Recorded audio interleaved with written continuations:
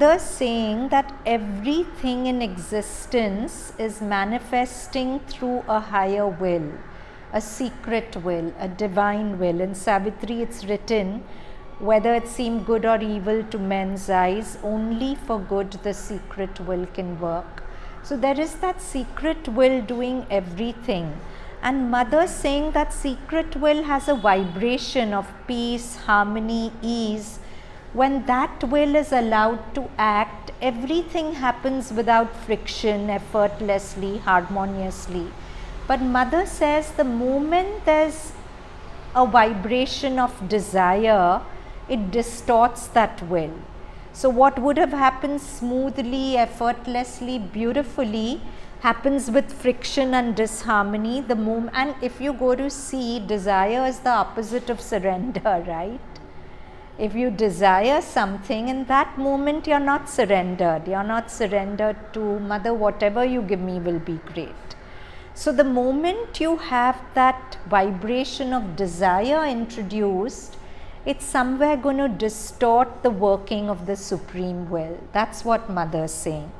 So she's saying, by the introduction of desire, the special vibration of desire, which has a quality all its own, and which has many apparent causes. It is not only the thirst for something, the need for something, or the attachment to something. The same vibration can be set in motion, for example, by the fact that the will which is expressed seems to be, or at least mistaken for, the expression of the Supreme Will.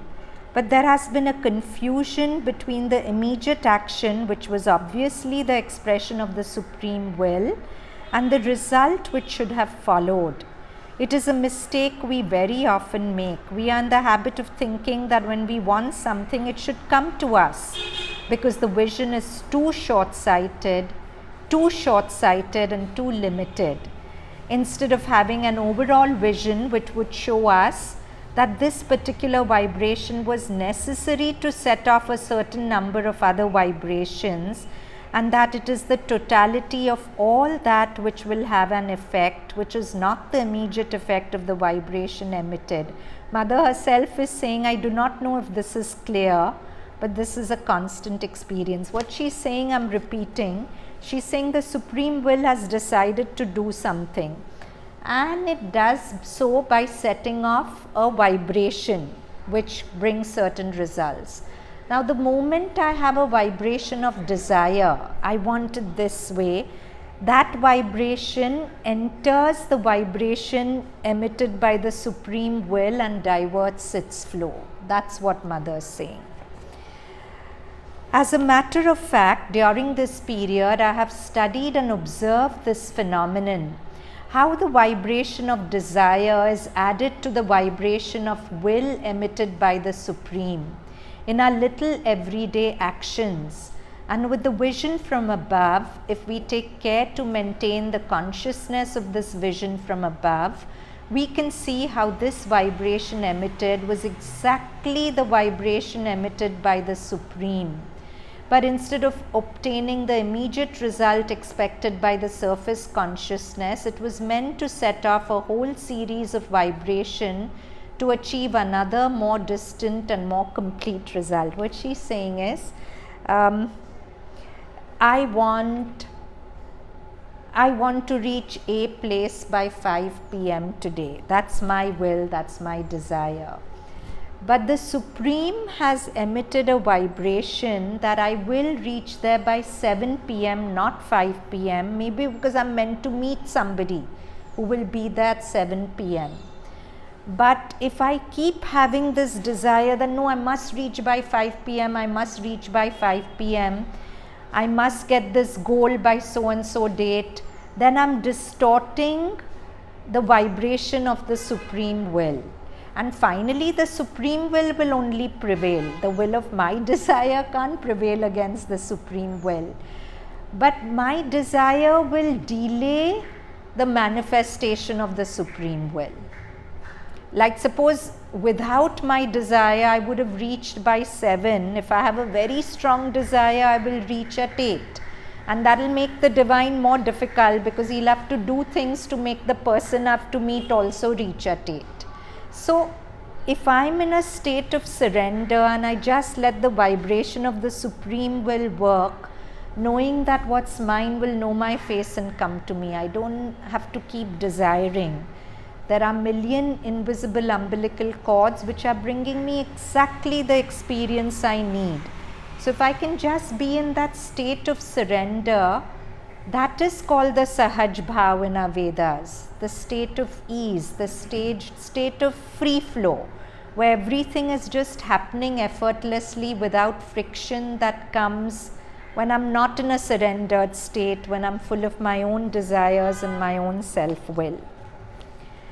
Mother says, I'm not speaking of great things or of actions on a terrestrial scale.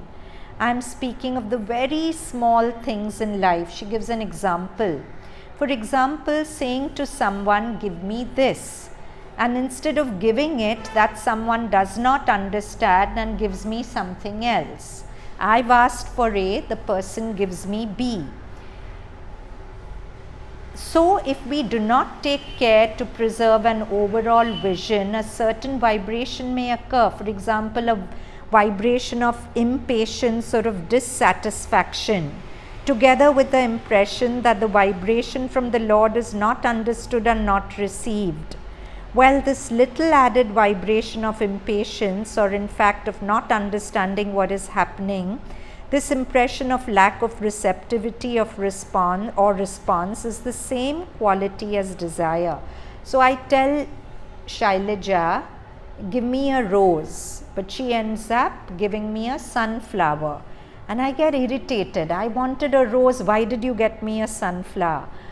But maybe the vibration of the higher will felt I needed a sunflower for my well-being today and worked through Shailaja to give me that. But the moment I express displeasure or impatience, I'm diverting the action of that Supreme Will and what it wants to give me.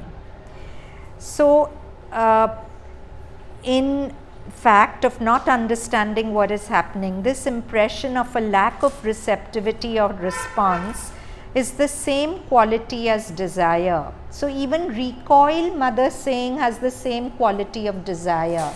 I want and I don't want, both are desires. I don't want this is also a desire, that I want the rose, so I don't want the sunflower. Well, this little added vibration of impatience, or in fact of not understanding what is happening, this impression of lack of receptivity or response, is the same quality as desire. It cannot be called a desire, but it is the same kind of vibration. This is what comes to complicate things. If we have the complete exact vision, we know that give me this will produce something other than the immediate result, and that this other thing will bring in something else which is exactly what it should be. If I get a sunflower instead of a rose, I need the sunflower. So let me say yes to it instead of thinking, oh, but I wanted a rose. I asked for a rose. Why is she so silly? Why did she get me a sunflower? All that.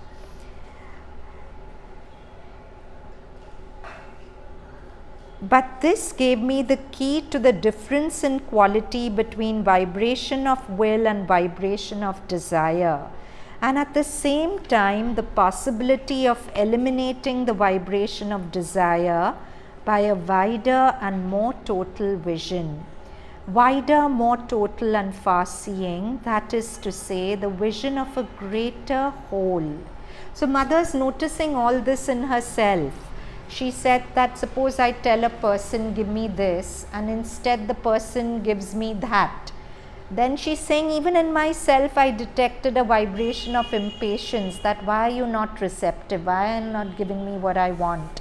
But she's saying in her own experience, she saw that when she raised her vision to the vision of totality, she saw that the higher will is working through that person, even giving her something else.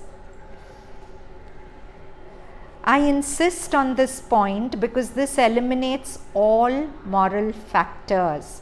It eliminates this pejorative notion of desire. More and more, the vision is eliminating all notions of good and bad, right and wrong, inferior and superior, and all that.